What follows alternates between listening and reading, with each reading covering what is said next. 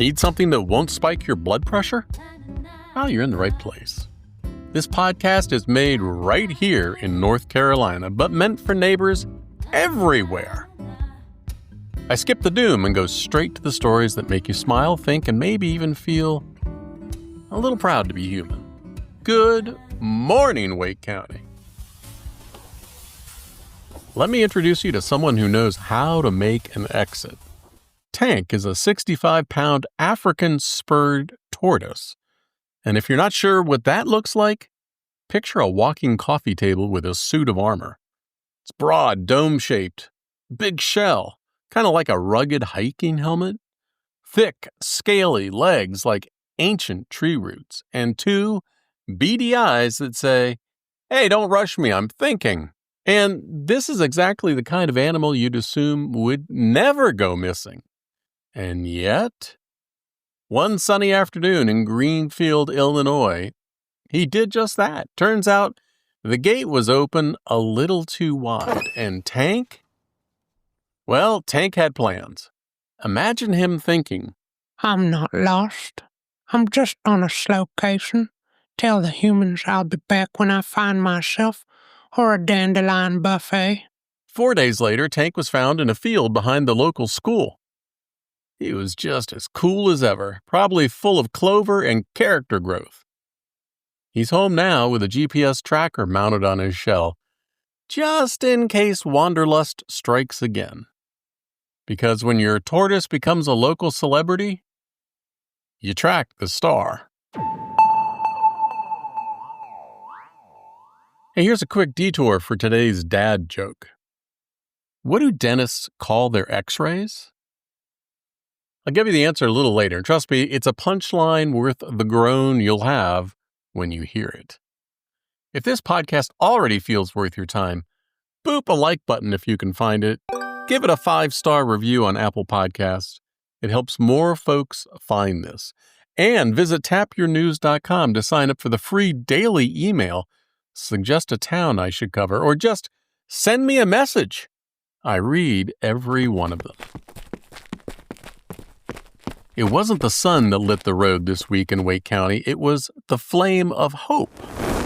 Through gray skies and a misty morning, you could hear them coming. The patter of running shoes, quiet laughs, and the kind of energy that says, "This matters." Law enforcement officers from Raleigh, Knightdale, and the Wake County Sheriff's Office, even the FBI, all came together for a different kind of mission. 10 miles across town lines, across agencies, all to support the North Carolina Special Olympics, returning right here to Wake County. As Deputy Smokes from the Wake County Sheriff's Office was quoted saying, "These athletes depend on us to come out and support them because it gives them the opportunity to compete and not be judged." For the athletes, it's more than just a race. It's a rare moment to be cheered, not just watched, and to be honored, not just included.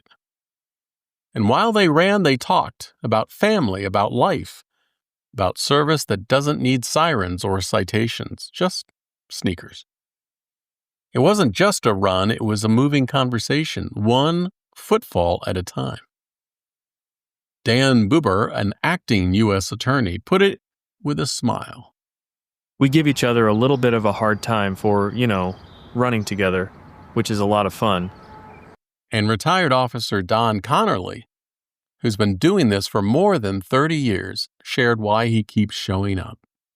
I have a nephew who was in Special Olympics. It was great to raise money for them. Friday brings one last 5-mile leg. Not to cross the finish line, but to carry the flame of hope just a little farther. And maybe light something in the rest of us, too.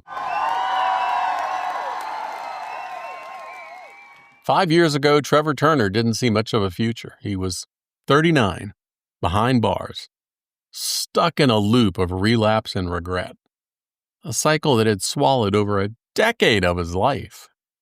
And look, not everyone who ends up in prison wants to change, but some do.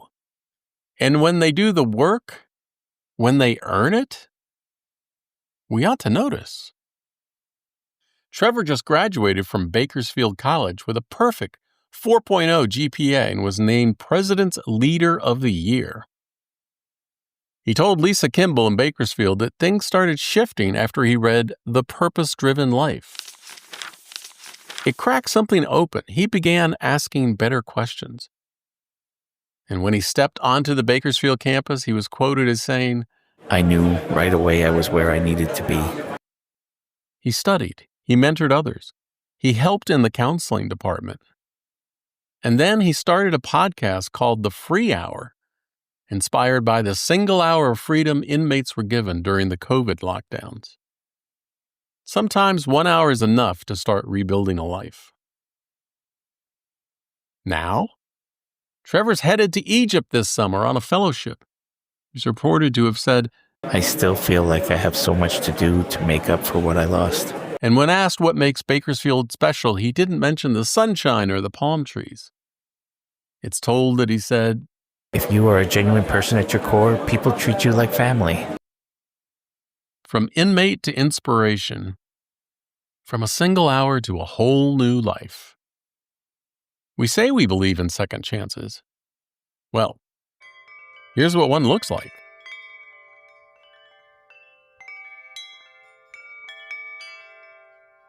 Sometimes the good doesn't look like balloons or breakthroughs.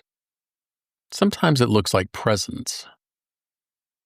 In the Craven family's house in Raleigh, North Carolina, you can still find traces of Eliza. A crayon drawing, a favorite book, a pair of sparkly shoes tucked behind a door. Eliza Alice Craven was born just after the ball dropped on New Year's Day 2013. Sparkly, fun, and a little loud, as her mom would say. She was kind, witty, a reader and a singer. The kind of kid who planted sunflowers in the spring with her dad and picked the brightest color possible for a pedicure to try and match her personality. She adored the mountains and the beach, played soccer, loved tubing behind a boat, or riding on a paddleboard with her mom. She teamed up with her big brother to invent elaborate games just to entertain her little brother. She loved music and bedtime stories. And the look on her little brother Jonah's face when he read his first 3 words? Wow. Words she taught him. Then came spring of 2020. A brain tumor. Treatment worked until it didn't. Then came the words no parent should ever hear. This is not curable. She's not going to survive. But in that moment, someone showed up, not to fix it, not with answers, just to be there. Transitions LifeCare, a nonprofit based in Raleigh, has a pediatric team called Transitions Kids. They provide what's called palliative care, which doesn't mean giving up, it means giving comfort. It's support that helps families face serious illness by easing pain, lifting burdens, and making time feel more like time again. They didn't wait for the end. They walked with the Cravens through the middle, through the sacred, heartbreaking, in-between days. They helped the family spend time with Eliza, not just around her care. And when she passed, just after midnight on a Friday in June 2022, Amanda, her mom, expected one nurse. But what she said was, "We got an army." Therapists, nurses, doctors, people who didn't have to be there, poured in. Even though they didn't have to be there, they came anyway. Amanda is quoted as saying, "Their patient was not alive, but they wanted to be here for us. It was just so meaningful." Support that didn't stop at the diagnosis, and it didn't stop at the door. And here's the good news in this hard, beautiful story. Eliza was wrapped in love by so many, and so was her family. A team showed up in the darkest moments and made sure no one felt alone. And then recently, one generous stranger, someone who never met Eliza, gave an anonymous $2.5 million donation to help more kids get care. That gift will help Transitions kids grow, to reach more families across more counties with the same kind of care, the kind that wraps around a child and everyone who loves them. Dr. Adam Wolk, the CEO, is quoted as saying, "We will take care of them no matter their financial status." Eliza passed in 2022, but her light didn't. It's still shining brighter than ever, and now reaching even farther, thanks to a team who showed up and one generous stranger who helped them keep showing up. And this isn't the end of Eliza's story. In April of 2025, the Angels Among Us 5K and Walk for Hope gathered on the campus of Duke University. Team Speedy Sloth showed up, walking in memory of Eliza, Taylor, and every child who's faced a brain tumor. 3 girls named Elise, Vivian, and Sienna took time out of their beach vacation to set up what's been lovingly described as an extravagant lemonade stand to raise money for the Eliza Craven Pediatric Research Fund, which helps fuel life-saving research at Duke's Preston Robert Tisch Brain Tumor Center. That's the kind of legacy you can't write on a headstone.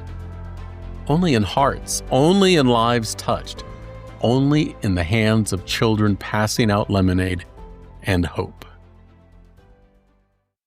Well, it turns out people don't have to be extraordinary to do extraordinary things. They just need the chance to shine. If that last story left you a little contemplative, let me try to balance the emotional scale with something gloriously groan-worthy in the best way possible. It's time for the dad joke punchline. Remember the joke? What do dentists call their x-rays? Toothpicks. I warned you.